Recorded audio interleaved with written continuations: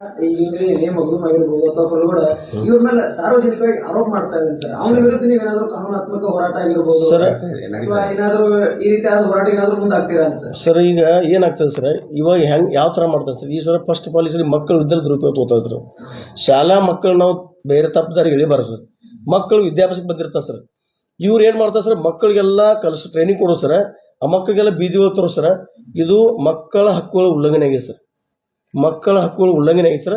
ಈ ಕುರಿತು ಇದರ ಬದಲು ನಾವು ಮಾನ್ಯ ಜಿಲ್ಲಾಧಿಕಾರಿಗಳು, ಮಾನ್ಯ DDPS ಅವರು ಮತ್ತು ಕ್ಷೇತ್ರ ಶಿಕ್ಷಕರು ಮತ್ತು ತಹಸೀಲ್ದಾರ್ ಅವರಿಗೆ ನಾವು ಈ ತರ್ತೇವೆ ಸರ್. ಯಾಕಂದ್ರೆ ಮಕ್ಕಳು ದುರುಪಯೋಗ ತಗೋಬಾರ್ದು, ಮಾಡಬಾರ್ದು, ಮಾಡ್ಲಿಕ್ಕೆ ಯಾವುದೇ. ಹೌದು ಸರ್, ಹೌದು ಸರ್. ಈ ಥರ ಅಂದ್ರೆ ಸರ್ ಇಲ್ಲಿ ಇದ್ರ ಬದಲು ಸರ್ ನಾವು ಸ್ಟ್ರಿಕ್ಟ್ ಆಗಿ ಸರ್ ಸರ್ಕಾರಕ್ಕೆ ಲೆಟರ್ ಇವತ್ತು ಮನವಿ ಕೊಡ್ತೇವೆ ಸರ್. ನಾವು ಏನಂತೇಳಿ ಸರ್, ಮಕ್ಕಳು ದುರುಪಯೋಗ ತಗೋತಾ ಇದೆ ಸರ್ ಅಂತ. ಆಮೇಲೆ ಮಕ್ಕಳಿಗೆ ಒಂದು ಮಿಸ್ಯೂಸ್ ಮಾಡೋದು. ಆಮೇಲೆ ಪೇರೆಂಟ್ಸ್ ಮೀಟಿಂಗ್ ಕರೆದು ಸರ್, ಈ ಒಂದು ಮೆಸೇಜ್ ಹಾಕ್ಯ ಸರ್, ಇವತ್ತು ತಕ್ಷಣ ಮೀಟಿಂಗ್ ಐತಿ ಬರೀ ಅಂತ ಮೀಟಿಂಗ್ ನೀನು ಹಾಕ್ಯ ಸರ್. ವಿಷಯ ಹೇಳಂಗಿಲ್ಲ ಅವ್ರು. ವಾಟ್ಸಪ್ ಗ್ರೂಪ್ ಐತಿ ಸರ್, ಅವ್ರು ಪೇರೆಂಟ್ಸ್ ಎಲ್ಲ ಪೇರೆಂಟ್ಸ್ ಗ್ರೂಪ್ ಹಾಕ್ಯ ಸರ್, ಈ ಥರ ಒಂದು ಮೀಟಿಂಗ್ ಐತಿ, ನೀವು ಅರ್ಜೆಂಟ್ ಬಂದ ತಕ್ಷಣ ಇದೆಲ್ಲ ಸ್ಟಾರ್ಟ್ ಸರ್. ಸೊ ಸರ್ ಏನಾಗಿದೆ, ಸರ್ಕಾರದವರು ಎಲ್ಲ ಕೂಲಂಕುಷವಾಗಿ ವಿಚಾರಣೆ ಮಾಡಿ ಅವರು ಶಾಲೆಯನ್ನು ಮೊದಲು ಸ್ಥಳಕ್ಕೆ ಶಿಫ್ಟ್ ಮಾಡೋದು ಆದೇಶ ಮಾಡ್ಯಾರ ಸರ್. ಆಮೇಲೆ ಸರ್ ಅವ್ರ ಸ್ಕೂಲ್ ಹೆಸರಿರೋದು Indian Royal Academy School Kudchi ಅಂತೀವಿ ಸರ್. ಇವಾಗ ಏನು ಮಾಡ್ತಾರೆ ಸರ್, ಜ್ಞಾನ ಜ್ಯೋತಿ ಜ್ಞಾನದೀಪ ಎಜುಕೇಶನ್ ಸೊಸೈಟಿ ಅಂತ ಹೈಕೋರ್ಟ್ನಾಗ ಅಲ್ಲಿ ಶಿಫ್ಟ್ ಮಾಡಬಾರ್ದು ಅಂತಂದ್ರೆ ಈ ಶಿಫ್ಟಿಂಗ್ ಅಷ್ಟೇ ಸ್ಟೇ ಅದ ಸರ್. ಶಿಫ್ಟಿಂಗ್ ಸಲ ಸ್ಟೇ ಆದಾಗ ನಾವು ಅದು ಕೋರ್ಟ್ನಲ್ಲಿ ನಾವು ಇದನ್ನು ಮಾಡ್ತೀವಿ ಸರ್. ಒಂದು ಸರ್. ಎರಡನೇ ಸರಿ ಈ ರಸ್ತೆ ಬದಲಿ ತಮಗೆ ಒಂದು 2 ನಿಮಿಷ ಕ್ಲಿಯರ್ ಮಾಡಿದೆ. ಆ ರಸ್ತೆ ಇದೆಯಲ್ಲ ಸರ್, ಆ ರಸ್ತೆದು ನಮ್ಮದು ಅಲ್ಲ, ಶಾಲೆಯವ್ರದ್ದು ಅಲ್ಲ ಸರ್, ಒಬ್ರು ಖಾಸಗಿ ಜಮೀನು ಸರ್ ಅದು. ಆ ಖಾಸಗಿ ಜಮೀನು ಮೇಲೆ ನಮಗೂ ಹಕ್ಕಿಲ್ಲ, ಶಾಲೆಯವ್ರಿಗೂ ಹಕ್ಕಿಲ್ಲ ಸರ್. ನೀವು ಆ ಮಂದಿ ಧಮಕಿ ಹಾಕೋ ಸಲುವಾಗಿ ನೀವು ಮಕ್ಕಳು ತಂದು ಆ ರಸ್ತೆ ಕೂಡಿಸ್ತಾರೆ ಸರ್. ಆ ಮಾಲಕರದವ್ರು ರಿಕ್ವೆಸ್ಟ್ ಮಾಡ್ಬೇಕು ಸರ್, ನಮ್ಗೆ ಶಾಲೆಗೆ ಅನುಕೂಲಕ್ಕೆ ಸಲುವಾಗಿ ನಮಗೆ ಜಾಗ ಕೊಡ್ರಿ ಅಂತ ಕೇಳಬೇಕು. ಆಮೇಲೆ ಅವ್ರಿಗೆ ಅನುಕೂಲ ಇದ್ರೆ ಅವ್ರು ಕೊಡ್ಬೇಕು ಸರ್. ಅದರ್ವೈಸು ಆ ಜಮೀನು ಮಾಲಕದ ಅವ್ರ ಮ್ಯಾಗ ಒತ್ತಾಯ ಪೂರ್ವಕ ಮಾಡಿ ಮಕ್ಕಳನ್ನ ಎತ್ತಿ ಕಟ್ಟಿ ನೀವು ರಸ್ತೆ ಕೊಡುತ್ತಂದ್ರೆ ಹೆಂಗೆ ಸಾಧಿಸೋದು? ಇದು ಕಾನೂನು ಬಾಹಿರ. ಭಾರತೀಯ ಅಂತ ಹೇಳಿ ಆಡಳಿತ ಮಂಡಳಿಯ ವಿಡಿಯೋ ಮಾಡಿ ಸಾಮಾಜಿಕ ಜಾಲತಾಣಗಳೇ ಎಸ್ ಸರ್. ಈ ರೀತಿಯಾಗಿ ಕಳೆದ 10 ವರ್ಷಗಳಿಂದ ಸಹ ನಮ್ಮೆಲ್ಲ ದಬ್ಬಾಳಿಕೆ ಆಗಿರುತ್ತೆ. ಆಮೇಲೆ ಅಂತ ಪಾಲಕರಾಗಿರ್ಬೋದು, ಆಮೇಲೆ ಏನ್ ಮಕ್ಕಳಿದ್ರೆ ಯಾರು ನೀವು ಹುಡಿ ಮಾಡ್ಕೋಬೇಡ್ರಿ, ಅವರೊಂದು ಹಾಸ್ಪಿಟಲ್ ಬೆಡ್ ಮೇಲೆ ಮಾಡ್ತಾರೆ ಸರ್.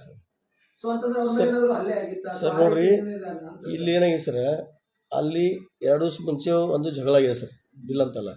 ಏನಂತೇಳಿ ಈ ಒತ್ತಾಯಪೂರ್ವಕ ಮಾಲಕರ ಮೇಲೆ ದಣಿಗೆ ಮಾಡಿ ರಸ್ತೆ ಬಿಡಿಸ್ಬೋದು ಸರ್. ಅಲ್ಲಿ ರಸ್ತೆ ಬಿಡಾಕ ಅವ್ರು ಬಿಟ್ಟಿಲ್ಲ. 2 ಜಗಳಾಡಿ 2 ಮೇಲೆ ಕೌಂಟರ್ ಕೇಸ್ ಆಗ್ಯಾವ ಸರ್. ಫಾದರ್ ಮ್ಯಾಗ FIR ಆಗೈತಿ, ಫಾದರ್ ಅವ್ರ ಮ್ಯಾಗ ಮಾಡ್ಯಾರ. ಯಾರು ಜಮೀನು ಮಾಡ್ಯಾರ ಸರ್. ಅದಕ್ಕೆ ಫ್ಯಾಕ್ಟ್ರಿಗೆ ಏನೂ ಸಂಬಂಧ ಇಲ್ಲ ಸರ್. ಇದು ಅದಂತಂದ್ರೆ ಫ್ಯಾಕ್ಟ್ರಿ ಮ್ಯಾಗ ಹಾಕ್ತಾರೆ ಸರ್. ಏನಾಗಿದೆ ಇದ್ರೊಳಗೆ ಏನು ಉದ್ದೇಶ ಅಷ್ಟೇ ಸರ್. ಇದರಲ್ಲಿ ಅವ್ನು ರಾಜಕೀಯ ಮಾಡ್ತಾರೆ ಸರ್. ಫಾದರ್ ಇದ್ದವ್ರು ರಾಜಕೀಯ, ಅವರು ಶಾಲೆಗೆ ಸಲುವಾಗಿ ಬಂದಿಲ್ಲ ಸರ್. ಪೂರ್ತಿ ದುರುದ್ದೇಶದಿಂದ ಮಾಡ್ತಾರೆ ಸರ್ ಅವರು ಸರ್. ನಾ ಏನು ಹಾಕತ್ತೇನೆ ತಮ್ಮೆಲ್ಲ ಮಾಧ್ಯಮ ನನ್ನ ಮನವಿ ಸರ್, ವಿನಂತಿ ಇದೆ, ಭಾಳ ಹಂಬಲ್ ರಿಕ್ವೆಸ್ಟ್ ಇದೆ ಸರ್.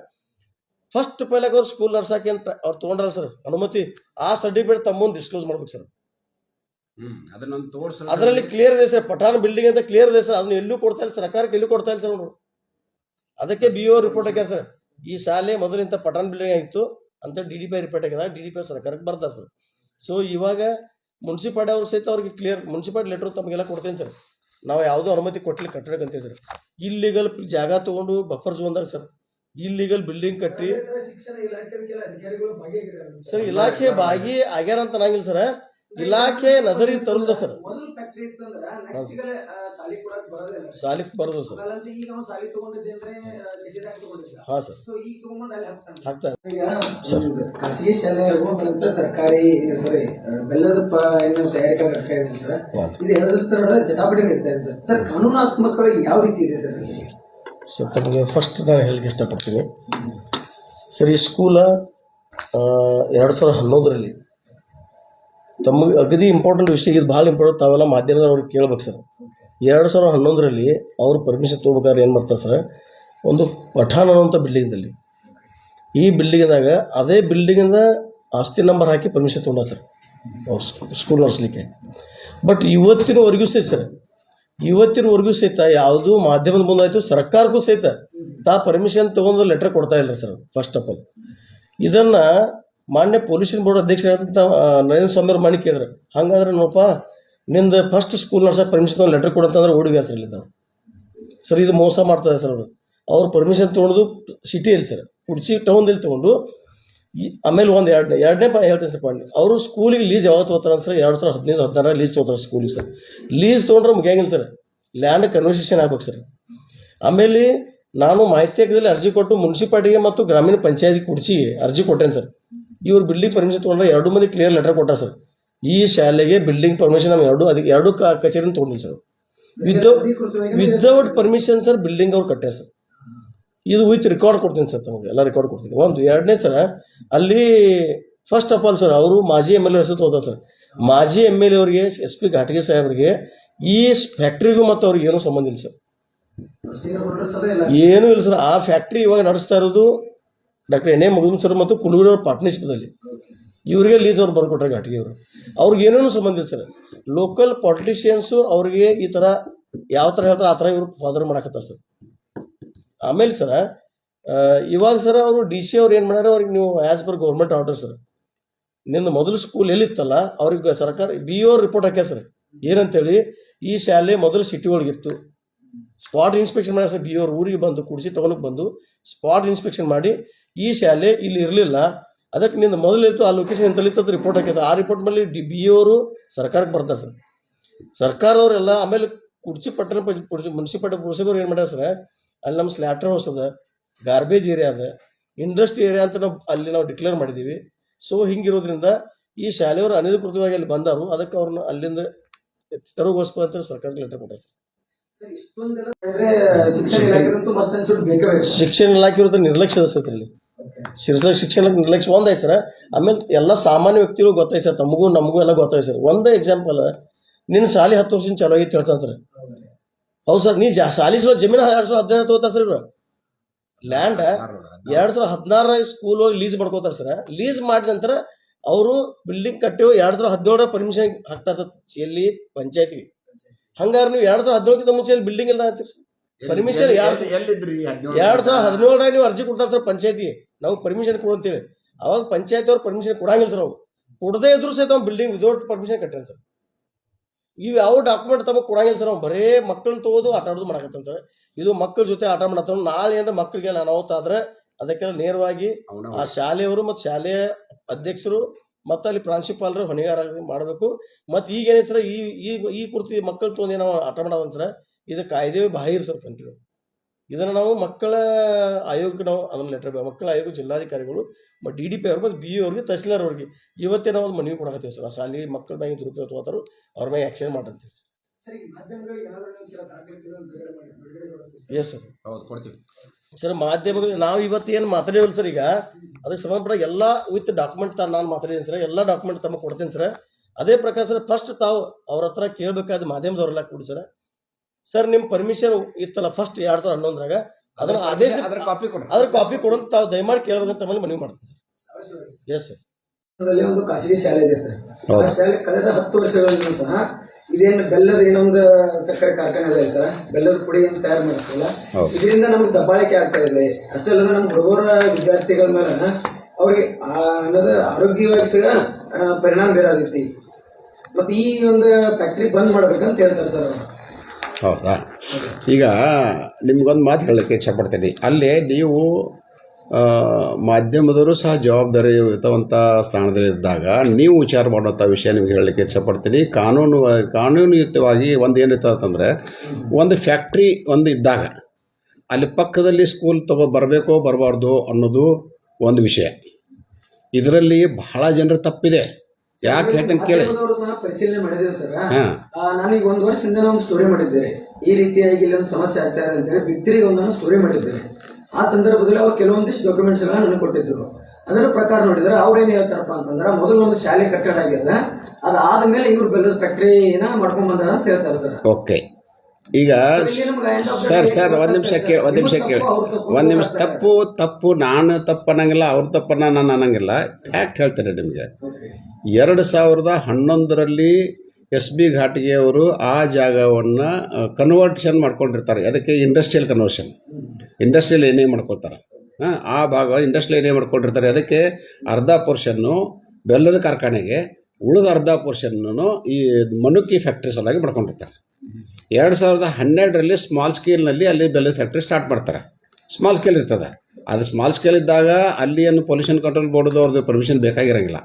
13ರಲ್ಲಿ ಕೇಂದ್ರ ಸರ್ಕಾರದಿಂದ ಒಪ್ಪಿಗೆ ತೊಗೊಂಡು ಕೇಂದ್ರ ಸರ್ಕಾರದಿಂದ ಸ್ವಲ್ಪ ಅನುದಾನ ತೊಗೊಂಡು ಅಲ್ಲಿ ಏನು ಮಾಡ್ತಾರೆ 13ರಲ್ಲಿ ಅವರು ಅದನ್ನು ದೊಡ್ಡದು ಮಾಡಲಿಕ್ಕೆ ಪ್ರಪೋಸಲ್ ಮಾಡ್ತಾರೆ. ಪ್ರಪೋಸಲ್ ಮಾಡಿ ದೊಡ್ಡದು ಮಾಡಲಿಕ್ಕೆ ಪ್ರಾರಂಭ ಮಾಡ್ತಾರೆ.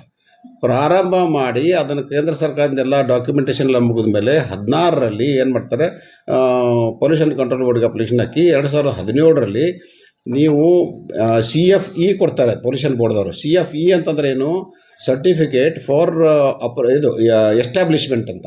ಅಂದರೆ ಈ ಕಾರ್ಖಾನೆಯನ್ನು ನೀವು ದೊಡ್ಡ ಪ್ರಮಾಣದಲ್ಲಿ ಮಾಡ್ಬೋದು ಅಂತೇಳಿ ಸರ್ಟಿಫಿಕೇಟ್ ಕೊಡ್ತಾರೆ ಅವರು. ಕೊಟ್ಟ ಮೇಲೆ ಇವರು ಎಸ್ಟಾಬ್ಲಿಷ್ಮೆಂಟ್ ಮಾಡ್ತಾರೆ.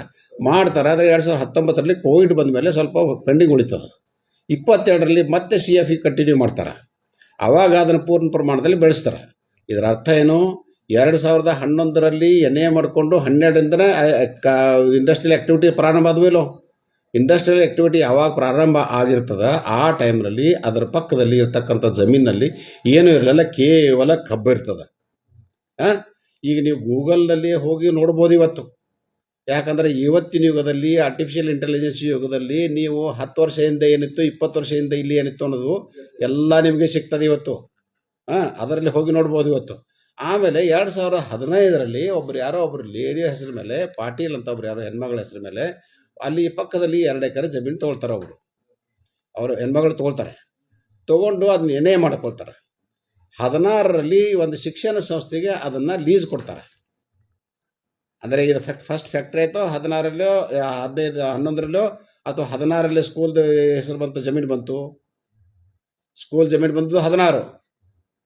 11ರಲ್ಲಿ ನಮ್ಮದು NA ಆದದ್ದು, ಇಂಡಸ್ಟ್ರಿಯಲ್ NA ಫಸ್ಟ್ ಆಯ್ತಲ್ಲ ಒಂದು. ಆಮೇಲೆ ಸ್ಕೂಲ್ನವರು ಪರ್ಮಿಷನ್ ತೊಗೊಂಡಿರ್ತಾರೆ ಸ್ಕೂಲ್ ನಡೆಸಲಿಕ್ಕೆ. ಯಾವಾಗ 2011ರಲ್ಲಿ ಎಲ್ಲಿ ತೊಗೊಂಡಿರ್ತಾರೆ, ಇವ್ರು ಕತೆ ಹೇಳ್ಕೊತ ಹೋಗ್ತಾ ಎಲ್ಲರನ್ನೂ ಮೋಸ ಮಾಡ್ತಾ ಇದ್ದಾರೆ. ಎಷ್ಟು ಮೋಸ ಮಾಡ್ತಾರೆ, ಒಬ್ಬ ಫಾದರ್ ಅನ್ಸ್ಕೊಂಡಂಥ ಮನುಷ್ಯ ಸುಳ್ಳು ಹೇಳಬಾರ್ದು ಅನ್ನೋದು ನಾನು ಇವತ್ತು ಬೇಜಾರು ಪಟ್ಕೊಂಡು ಮಾತಾಡ್ಬೇಕಾಗ್ತದೆ. ಇವತ್ತು ಧರ್ಮಗುರು ಆಗಿದ್ದೀನಿ. ನನ್ನ ಕಡೆ ಯಾವ ಧರ್ಮಗುರು ರೀ? ಸುಳ್ಳು ಮಾತಾಡೋರು ಯಾರ ಧರ್ಮಗುರು ಇರ್ತಾರ? ರಾಜಕೀಯ ವ್ಯಕ್ತಿಗಳು ಬಹಳ ಜಾಸ್ತಿ ಅದಾರ ನೋಡ್ರಿ, ರಾಜಕೀಯ ವ್ಯಕ್ತಿ ಅದನ್ನ ಬ್ಲ್ಯಾಕ್ ಮೇಲ್ ಮಾಡ್ತಾ ಇದ್ದಾರೆ. ನಾ ಹೇಳೋದು ಕೇಳಿ, ಇವರು ಬರೇ ಘಾಟಿಗೆ ಅವರು MLA ಅನ್ನುವಂಥ ಒಂದೇ ಶಬ್ದ ಇಟ್ಕೊಂಡು ಇವ್ರು ರಾಜಕೀಯ ಮಾಡ್ತಾ ಇದ್ದಾರೆ. ಏನ್ ರಾಜಕೀಯ? ಇವನ್ ಜೊತೆಗೆ ಏನ್ ರಾಜಕೀಯ ಮಾಡ್ತಾರ್ರಿ ಅವರು? ಇವನ್ ಯಾಕೆ ಅಲ್ಲಿ ಬರಬೇಕು? ಫ್ಯಾಕ್ಟ್ರಿ ಚಾಲು ಆದ್ಮೇಲೆ ಇವನು ನೋಡ್ರಿ, ಯಾರಾದರೂ ಈಗ ನಿಮ್ಮ ಮನೆ ಪಕ್ಕದಲ್ಲಿ ನನ್ನ ಮನೆ ಇದೆ, ನನ್ನ ಪಕ್ಕದಲ್ಲಿ ನಂದೇ ಜಾಗ ಇದೆ, ಬೇರೆ ಯಾರು ಬಂದು ಮನೆ ಕಟ್ಟಿದ್ರೆ ಸುಮ್ಮನೆ ಇರ್ತೀನಾ? ಅದಕ್ಕೂ ನಾ ರಾಜಕೀಯ ಮಾಡ್ತೀನಿ ಅಂತಂದ್ರೆ ಅಲ್ಲ, ತಪ್ಪದು. ನೋಡ್ರಿ, ಒಬ್ಬರು ಜವಾಬ್ದಾರಿ ಇದ್ದಂಥ ಜಾಗದಾಗ ಇದ್ದಂಥ ಮನುಷ್ಯ ಹಿಂಗೆಲ್ಲ ಸುಳ್ಳು ಮಾತಾಡಿಕೊಂಡು ಜನರನ್ನ ಬ್ಲ್ಯಾಕ್ ಮೇಲ್ ಮಾಡಿಕೊಂಡು, ಮಕ್ಕಳನ್ನ ಬ್ಲ್ಯಾಕ್ ಮೇಲ್ ಮಾಡಿಕೊಂಡು, ಪಾಲಕರನ್ನ ಬ್ಲ್ಯಾಕ್ ಮೇಲ್ ಮಾಡಿ ಸುಳ್ಳು ಸುದ್ದಿ ಮಾಡಿಕೊಂಡು ತನ್ನ ಬ್ಯಾಳಿ ಬೇಯಿಸ್ಕೊತಾ ಇದ್ದಾನಲ್ಲ, ಅದು ನನ್ನ ಖಂಡನೆ ಮಾಡ್ತೇನೆ ಇವತ್ತು. ಇಂಥದ್ದು ಮಾಡಬಾರ್ದು. ಅದಕ್ಕೆ ನಾನು ಹೇಳೋದು ನಿಮಗೆ, ಅವ್ರಿಗೆ ಹೇಳ್ರಿ, ಯಾವ ಫಾದರ್ ಇದ್ದಾನಲ್ಲ ಅವ್ರಿಗೆ ಹೇಳ್ರಿ, ಮಕ್ಕಳ ಜೀವನ ಹಾಳು ಮಾಡ್ತಾ ಇದ್ರಿ. ಇಲ್ಲೊಂದು ಸ್ಕೂಲ್ ಈಗ ಆಲ್ರೆಡಿ ಗೌರ್ಮೆಂಟ್ ಆರ್ಡರ್ ಮಾಡಿದೆ ಇವ್ರಿಗೆ. ಸುಳ್ಳು ದಾಖಲೆಗಳನ್ನ ಮೊದಲು ಕೋರ್ಟ್ನಾಗ ಕೊಟ್ಟಿದ್ರು. ಈಗ ಏನು ಮಾಡಿದ್ದಾರೆ, ಏನೇ ಹೇಳಿದ್ರು ನೋಡ್ರಿ, ಸರ್ಕಾರ ಅಥವಾ ಅಧಿಕಾರಿಗಳು ಅಥವಾ IAS ಅಧಿಕಾರಿಗಳು ಕಣ್ಣು ಮುಚ್ಚಲ್ಲ. ಅವ್ರು ಯಾವಾಗಲೂ ಕಾನೂನುಬದ್ಧವಾಗಿ ನಡೆದಿರ್ತಾರೆ. ಅವ್ರು ಕಾನೂನುಬದ್ಧವಾಗಿ ಎಲ್ಲ ನಡೆದು ಚೆಕ್ ಮಾಡಿ ಅವ್ರು ಏನು ಮಾಡಿದರು, ಇವರಿಗೆ ಆರ್ಡರ್ ಮಾಡಿದ್ದಾರೆ ಮೊನ್ನೆ. ಏನಂತ, ಈ ಸ್ಕೂಲು ಬಫರ್ ಝೋನ್ನಲ್ಲಿ ಇರೋದ್ರಿಂದ ಇದನ್ನು ಸ್ಕೂಲನ್ನು ಶಿಫ್ಟ್ ಮಾಡಬೇಕು ಮಕ್ಕಳ ಆರೋಗ್ಯದ ಹಿತದೃಷ್ಟಿಯಿಂದ ಅಂತ ಮಾಡಿದ್ದಾರೆ. ಈಗ ಮಕ್ಕಳ ಆರೋಗ್ಯದ ಹಿತದೃಷ್ಟಿ ಅಂತಂದರೆ ಆ ಸ್ಕೂಲಲ್ಲಿ ಇರಬಾರ್ದು. ಕೇವಲ ನಮ್ಮ ಫ್ಯಾಕ್ಟ್ರಿದ ಅಷ್ಟೇ ದೂಷಿತ ಅಲ್ಲ, ಅಲ್ಲಿ ಪಕ್ಕದಲ್ಲಿ ಗಾರ್ಬೇಜ್ ಯಾರ್ಡು ಇವು ಎಲ್ಲ ಇದಾವಲ್ಲ, ಅದೆಲ್ಲ ಮಕ್ಕಳ ಆರೋಗ್ಯದ ಮೇಲೆ ಪರಿಣಾಮ ಆಗ್ತದೆ. ನಮಗೂ ಮಕ್ಕಳ ಕನಸರು ಇದೆ, ಆ ಮಕ್ಕಳ ಬಗ್ಗೆ ನಮಗೂ ಕನಿಕರ ಇದೆ, ನಮಗೂ ಅವ್ರ ಬಗ್ಗೆ ಕಾಳಜಿ ಇದೆ, ನಾವು ಆ ಪಾಲಕರ ಬಗ್ಗೆನೂ ಕಾಳಜಿ ಇದೆ. ಅದಕ್ಕೆ ನಾನೇನು ಹೇಳೋದು, ಯಾವುದೋ ಒಂದು ನಿಮ್ಮ ಸ್ವಾರ್ಥದ ಸ್ಕೂಲ್ ನಡೆಸೋ ಸಲುವಾಗಿ ವೈಯಕ್ತಿಕವಾಗಿ ಈ ಒಂದು ಜನರನ್ನ ಬ್ಲ್ಯಾಕ್ ಮೇಲ್ ಮಾಡಿ ಆ ಫ್ಯಾಕ್ಟ್ರಿದು ಹಿಂಗೆ ಬರ್ತದೆ, ಹೆಂಗೆ ಬರ್ತದೆ, ಯಾಕೆ ಸುಳ್ಳು ಮಾತಾಡಿ ಪೇಪರ್ಸ್ ತೊಗೊಂಡು ಬರ್ರಿ ನನ್ನ ಹತ್ರ ಎದುರಿಗೆ. ನೀವು ಒಂದು ಕೆಲಸ ಮಾಡಿ, ಎಲ್ಲ ಮಾಧ್ಯಮದವರು ಬನ್ನಿ, ಒಂದು ದಿವಸ ಡಾಕ್ಯುಮೆಂಟ್ ಇರ್ತೀನಿ ನಿಮ್ಮ ಮುಂದೆ. ಅವನು ಡಾಕ್ಯುಮೆಂಟ್ ತೊಗೊಂಡು ಬರಲಿಲ್ಲ ಇಲ್ಲ ಅಂತಂದರೆ ಕೋರ್ಟಿಗೆ ನಾನಿದ್ದೀನಿ, ಕೋರ್ಟಿಗೆ ಹೋಗ್ತೇನೆ ನಾನು. ಕೋರ್ಟ್ನಾಗ ನನಗೂ ಇದೆ, ಕೋರ್ಟ್ ಇದೆ, ಸೃಷ್ಟಿ ಮಾಡಿದ್ದಾನೆ. ಹೌದು, ಸುಳ್ಳು ನೋಡ್ರಿ. ನನಗೊಂದು ಎಷ್ಟು ಬೇಜಾರಾಗ್ತದೆ ಅಂತಂದ್ರೆ, ನೀವು ಒಂದು ಮಾತು ಹೇಳಕ್ಕೆ ಇಷ್ಟಪಡ್ತೀನಿ. ಅವನು ಸುಳ್ಳು ಏನೋ ಹೇಳಿ 2012ರಲ್ಲಿ ನಮ್ದು ಇಲ್ಲಿ ಸ್ಕೂಲ್ ಚಾಲು ಮಾಡಿದೆ ಅಂತ ತೋರಿಸ್ಲಿಕ್ಕೆ ಒಂದು ಫೋಟೋ ತಯಾರು ಮಾಡ್ತಾನೆ. ಏನು, ಕಂಪ್ಯೂಟರ್ ಮೇಲೆ ಒಂದು ಸಣ್ಣ ಬಿಲ್ಡಿಂಗ್ ಮೇಲೆ ಒಂದು ಬೋರ್ಡ್ ಹಾಕಿ ಒಂದು ಫೋಟೋ ತಯಾರು ಮಾಡ್ತಾನೆ. ಆ 2012ರಾಗ ನೀವು ಗೂಗಲ್ದಾಗ ಹೋಗಿ ನೋಡ್ರಿ, ಅಲ್ಲಿ ಒಂದು ಗುಡಿಸಲು ಇರಲ್ಲ, ಅಲ್ಲಿ ಬರೀ ಕಬ್ಬಿದೆ. ಆಮೇಲೆ ನಾವು ಅಲ್ಲೇ ಇದ್ದವರಿದ್ದೀವಿ, ಅಲ್ಲಿ ಜನನ ಅಲ್ಲೇ ಇದ್ದವ್ರಿದ್ದಾರೆ, ಎಲ್ಲರಿಗೂ ಗೊತ್ತಿದೆ ಪಿಕ್ಚರ್ ಇದು. ಕಾಸೋಡಿ ನಿಮ್ಮ ವೈಯಕ್ತಿಕ ಸ್ವಾರ್ಥ ಸಲುವಾಗಿ ಯಾಕೆ ಸುಳ್ಳು ಮಾತಾಡ್ತೀರಿ ನೀವು? 2000 ನಾ ಹೇಳೋದು ಕೇಳ್ರಿ, 2000 ಯಾವನೇ ಮಾಡೋದು ನಾನು ಹೇಳೋದು ಕೇಳ್ರಿ. 2011ರಲ್ಲಿ ಅವ್ರು ಸ್ಕೂಲ್ ಪ್ರಾರಂಭ ಮಾಡಿದ್ದು ಖರೇದೆ. ಎಲ್ಲಿ ಮಾಡಿದ್ದಾರೆ? ಪರ್ಮಿಷನ್ ಎಲ್ಲಿದೆ? ರೈಲ್ವೆ ಸ್ಟೇಷನ್ ಪಕ್ಕದಲ್ಲಿ ಪಟೇಲ್ ಬಿಲ್ಡಿಂಗ್ನಲ್ಲಿ ಸ್ಟೇಷನ್ ರಸ್ತೆ, ಅಲ್ಲಿ ಸ್ಕೂಲ್ ಪರ್ಮಿಷನ್ ತಗೊಂಡಿರ್ತಾರೆ. ಅಲ್ಲಿಂದ ಈ ಜಾಗಕ್ಕೆ ಶಿಫ್ಟಿಂಗ್ ಮಾಡುವಂಥ ಪರ್ಮಿಷನ್ ಎಲ್ಲಿಯಾದರೂ ಇದ್ದರೆ ನಾನು ಇವತ್ತು ಫ್ಯಾಕ್ಟ್ರಿ ನಿಮ್ಮ ಹೆಸರು ದಾನ ಮಾಡಿಬಿಡ್ತೀನಿ. ಫ್ಯಾಕ್ಟ್ರಿ ಕ್ಲೋಸ್ ಮಾಡ್ತೇವಲ್ಲ, ಫ್ಯಾಕ್ಟ್ರಿ ನಿಮಗೆ ದಾನ ಮಾಡ್ತೀವಿ. ಅವರು ಒಂದು ವೇಳೆ ಎಲ್ಲಿಯಾದರೂ 2011ರಲ್ಲಿ ಸ್ಕೂಲ್ ಪರ್ಮಿಷನ್ ತೊಗೊಂಡದ್ದು ರೈಲ್ವೆ ಸ್ಟೇಷನ್ ಹತ್ತಿರ ತೊಗೊಂಡಿದ್ದಾರೆ, ಸಿಟಿ ಒಳಗೆ. ಅಲ್ಲಿಂದ ಈ ಜಾಗಕ್ಕೆ ಪರ್ಮಿಷನ್ ತೊಗೊಂಡು ಎಲ್ಲರ ಸ್ಕೂಲ್ ಶಿಫ್ಟ್ ಮಾಡಲಿಕ್ಕೆ ಪರ್ಮಿಷನ್ ತೊಗೊಂಡು ಇದ್ದರೆ ನಾನು ಅವ್ರ ಹೆಸರಿಗೆ ನಾನು ಫ್ಯಾಕ್ಟ್ರಿ ಬರ್ಕೊಡ್ತೀನಿ ಇವತ್ತು. ಯಾಕ್ರಿ ಫಾದರ್ ಅನ್ಸ್ಕೊಂಡು ಅವ್ರು ಸುಳ್ಳು ಮಾತಾಡ್ತೀರಾ? ಎಂಥ ಮೂರ್ಖತನದ ಪರಮಾವಧಿ ಇದು. 17-18ರಲ್ಲಿ ಬಂದು ಒಂದು 3 ರೂಮ್ ಕಟ್ತೀರ, ಅಲ್ಲಿ 21ರಲ್ಲಿ ಮತ್ತೆ ಒಂದು ರೂಮ್ 2 ರೂಮ್ ಕಟ್ತೀರಿ. 22ಕ್ಕೆ ನೀವು ಗೌರ್ಮೆಂಟಿಂದ ಇಂಗ್ಲೀಷ್ ಮೀಡಿಯಂ ಪರ್ಮಿಷನ್ ತೊಗೊಂಡು ಬರ್ತೀರಿ. ಎಲ್ಲೇ? ಈ ಜಾಗದಲ್ಲಿ ಫ್ಯಾಕ್ಟ್ರಿ ಪಕ್ಕದಲ್ಲಿ. ಅಂದರೆ ನೀವು ಫ್ಯಾಕ್ಟ್ರಿ ಪಕ್ಕದಲ್ಲಿ ಪರ್ಮಿಷನ್ ಯಾವಾಗ ತಂದ್ರಿ?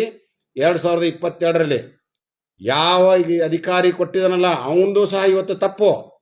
ಯಾವ ಶಿಕ್ಷಣ ಡಿಪಾರ್ಟ್ಮೆಂಟ್ನಲ್ಲಿ, ಎಜುಕೇಷನ್ ಡಿಪಾರ್ಟ್ಮೆಂಟ್ಲಿ ಯಾರ್ಯಾರು ಪರ್ಮಿಷನ್ ಕೊಟ್ಟಿದ್ದಾರಲ್ಲ ಅವ್ರದ್ದು ಇವತ್ತು ತಪ್ಪು. ಯಾಕಂತಂದ್ರೆ ಒಂದು ಇಂಡಸ್ಟ್ರಿ ಪಕ್ಕದಲ್ಲಿ ಇದ್ದಂಥ ಸಂದರ್ಭದಲ್ಲಿ ಯಾವುದೇ ಒಂದು ಮಾನದಂಡಗಳಿಲ್ಲದೆ ಇವರು ಒಂದು ಸ್ಕೂಲ್ ನಡೆಸಲಿಕ್ಕೆ ಇಂಗ್ಲೀಷ್ ಮೀಡಿಯಮ್ 2022-23 ಪರ್ಮಿಷನ್ ಕೊಟ್ಟಿದ್ದಾರೆ. ನನ್ನ ಹತ್ರ ಡಾಕ್ಯುಮೆಂಟ್ಸ್ ಇದೆ ಇವತ್ತು. ಇಷ್ಟೆಲ್ಲ ಇದ್ದಾಗ ಮತ್ತೆ ಜನರನ್ನ ಬ್ಲ್ಯಾಕ್ ಮೇಲ್ ಮಾಡೋ ಸಲುವಾಗಿ ಮಕ್ಕಳನ್ನ ಮುಂದಿಟ್ಕೊಂಡು ಆಟ ಮಾಡ್ತಿರಲ್ರಿ. ಎಂಥ ಫಾದರ್ ನೀವು? ಆಟ ಮಾಡೋದು ಬಿಟ್ಬಿಡ್ರಿ. ಇವತ್ತು ಮಕ್ಕಳಿಗೆ ಮೋಸ ಮಾಡಬೇಡ್ರಿ, ಮಕ್ಕಳ ಪಾಲಕರಿಗೆ ಮೋಸ ಮಾಡಬೇಡ್ರಿ. ಇವತ್ತು ಅಲ್ಲಿ ಗಾರ್ಬೇಜ್ ಯಾರ್ಡ್ ಇದೆ, ಪಕ್ಕದಲ್ಲಿ ಗಾರ್ಬೇಜ್ ಯಾರ್ಡ್ ಇದೆ. ಪಕ್ಕದಲ್ಲಿ ಅಂಥ ಗಾರ್ಬೇಜ್ ಯಾರ್ಡು ಅದರಲ್ಲಿ ಗಾರ್ಬೇಜ್ ಯಾರ್ಡ್ದಾಗ ಇದ್ದಂಥ ಜಾಗದಲ್ಲಿ ಅವ್ರದ್ದೊಂದು ಬಫರ್ ಝೋನ್ ಇರ್ತದೆ. ಪೊಲ್ಯೂಷನ್ ಕಂಟ್ರೋಲ್ ಬೋರ್ಡ್ ಕಾನೂನು ನೋಡ್ಕೊಳ್ರಿ, ತೆಗೆದು ನೋಡ್ರಿ ನೀವು. ಪೊಲ್ಯೂಷನ್ ಕಂಟ್ರೋಲ್ ಬೋರ್ಡ್ ಕಾನೂನದೊಳಗೆ ಏನಿದೆ ಅಂತಂದರೆ ಗಾರ್ಬೇಜ್ ಯಾರ್ಡು ಮತ್ತು ಅದೇನೋ ಸ್ಲಾಟರ್ ಹೌಸು, ಅಲ್ಲಿ ಇದ್ದಂಥ ಜಾಗದಲ್ಲಿ ಅದಕ್ಕೊಂದು ಬಫರ್ ಝೋನ್ ಇರ್ತದೆ. ಆ ಬಫರ್ ಝೋನಲ್ಲಿ ಮನೆಯೂ ಕಟ್ಟಬಾರ್ದು, ಸ್ಕೂಲು ಕಟ್ಟಬಾರ್ದು ಅಂತಿದೆ. ಆ ಬಫರ್ ಝೋನ್ ಒಳಗಡೆ ಇವ್ರು ಸ್ಕೂಲ್ ಕಟ್ತಿರಲ್ರಿ. ನೀವು ಯಾರು ಪರ್ಮಿಷನ್ ತೊಗೊಂಡು ಕಟ್ಟಿದ್ರಿ ನೀವು? ಆಯಿತು, ನೀವು ಸ್ಕೂಲ್ ಕಟ್ಟಿದ್ರೆ ಒಂದಾದರೂ ಪರ್ಮಿಷನ್ ಇದೆಯಾ? ಪಂಚಾಯತಿದು, ಮುನ್ಸಿಪಾಲ್ಟಿ ಪರ್ಮಿಷನ್ ಇದೆಯಾ? ಯಾವುದಾದ್ರೂ ಒಂದಿದೆ? ಏನೇ ಮಾಡಿದ್ರಿ ಲ್ಯಾಂಡ್ದನ್ನ KJP ಇದೆಯಾ? KJPನೂ ಇಲ್ಲ, ಒಂದೂ ಇಲ್ಲ. ₹1 ಟ್ಯಾಕ್ಸ್ ತುಂಬಿದ್ದಾರೆ ಇವತ್ತು ಇಲ್ಲಿವರೆಗೆ. ಯಾವುದು? ಎಲ್ಲ ಸುಳ್ಳು ದಾಖಲೆಗಳು ಅಲ್ರಿ. ಒಬ್ಬ ಇಂಥ ಜವಾಬ್ದಾರಿತಂಥ ಜಾಗದಲ್ಲಿದ್ದಂಥ ಮನುಷ್ಯ ಸುಳ್ಳು ಮಾತಾಡಿತ್ತು, ಸುಳ್ಳು ದಾಖಲೆಗಳನ್ನು ನಿರ್ಮಾಣ ಮಾಡ್ತಾರಲ್ರಿ. ಯಾವ ಪುರುಷಾರ್ಥಕ್ಕೆ ನೀವು ಸ್ಕೂಲ್ ನಡೆಸ್ತೀರಿ? ಪ್ರಮುಖವಾಗಿ ಆರೋಪ ಮಾಡೋದು 11ರಿಂದ 16ರವರೆಗೆ ಅಲ್ಲಿ ಏನು ಇಲ್ಲ. 17-18ಗೆ ಒಂದು 2 ರೂಮ್ ಸಣ್ಣ ರೂಮ್ ಯಾವ ಬೇಕು ಅದಿಸರು ಕಟ್ಟಿದಾನಂತ ಗೊತ್ತಿದೆ.